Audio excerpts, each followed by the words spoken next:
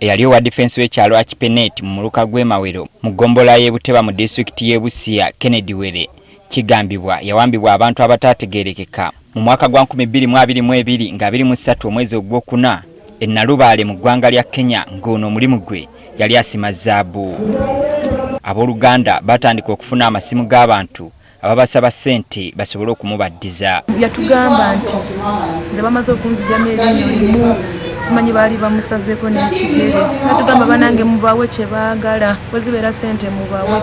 Kati twafaayo okubeera nga tuli kunoonya ssente naye twasindikanga nga batulya buli ssente. Tuliwatumia 50,000 waturudishe mtoto yangu, hawakumrudisha. Kesho yake wakasema tutume tena pesa ifike 200,000. Tukatuma pesa hawakumrudisha. Bagezaako okuddukira mu obuyinza e Kenya ne wano mu Uganda naye tebaafuna kuyambibwa konna. Naye eky'omukisa omubi olwagenda wano maama olwagendayo maama w'omugenzi ne bamugamba nga bwe yakwatibwa e Kenya ensonga ezaagala zikwatibweko wa e Kenya. So ne tubuzaabuzibwa mu mbeera ezifaanana bwe zityo. Nga wayisa akaseera bakizuula nti omuntu waabwe yandibanga yattibwa oluvannyuma lw'okugambibwa okuba omuzimu bwe gwabategeeza nti yali yasuulibwa mu nnyanja. Mtoto amejaribu kutusumbua nyumbani karibu miezi 3. Akisema munirudishe baridi inanikula munisike. Kagamba nti bamuta bamusuula mu nnyanja bamuteekako ejjinja. Kati n'agamba njagala munziike. Okusinziira ku buwangwa bwabwe omuntu bwabula ne kizuuka nti yafa nga bafuna ekintu kyonna kye baziika. Kati bano bo basazeewo okuziika mugogo. Abakulu batuwadde gundi good direction ne batugamba nga bwe tukola byennyini ne babyekolera byennyini eri mu sanduuku ne bateekamu obugundi. Kino kibanana stem. Yes, banana stem ne tugula olugoye ne tumwambaza. Yabula naye baleese ekkanisa neesabira ekigogo okuziika ekigogo ng'omuntu taliimu. Naye guno gwe mulundi ogusooka nze okubirabako. Baaguze keesi etemagana okukira ku mukene ne baddira omugogo gwabwe ne baguteekamu ne bagisaanikira bulungi ng'era omuli omufu. Wakati mu kukola ebyennyimba z'eddiini bano baafulumizza keesi nga bakutte n'ekifaananyi kye. N'ababulizi b'enjiri ba pastor ba Pentecostal Church okuva mu ggwanga lya Kenya baabaddewo okuliisa abakungubaza ekigambo oba oliawo n'okuwa abooluganda essuubi nti omuntu waabwe waakuzuukira mu linnya lya Mukama waffe ng'akaseera katuuse.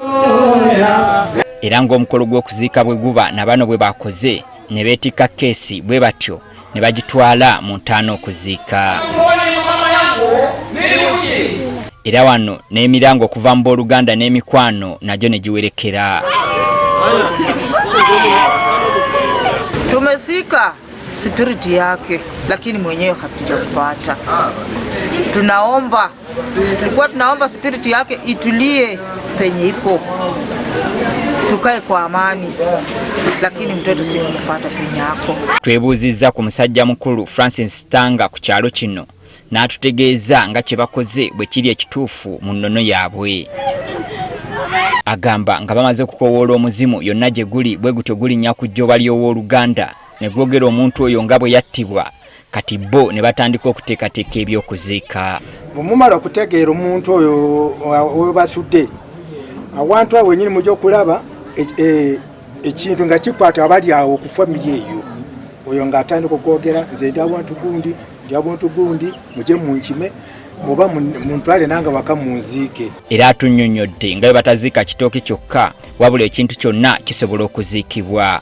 Okulonda ekyokuziika atubulidde nga bamaze okukola ku nteekateeka zonna ko n'okulaga olunaku abooluganda bonna ab'enju eyo bakeera ne bafuluma ebweru ne balinda akanyonyi akasooka okuvaayo kwe kaggwa kye baziika nga bano oyinza okugamba bayambiddwa ne kagwa ku kitooke. Akanyonyi okufuluma ssaawa 11 ezo oba kagude mu kitooke mutema oba kagude ku omuti. Kyokka wadde bano bamaze okuziika omugogo kale katugambe omuntu waabwe bakyalina ebibuuzo bingi kwani yamuwamba n'eyamutta.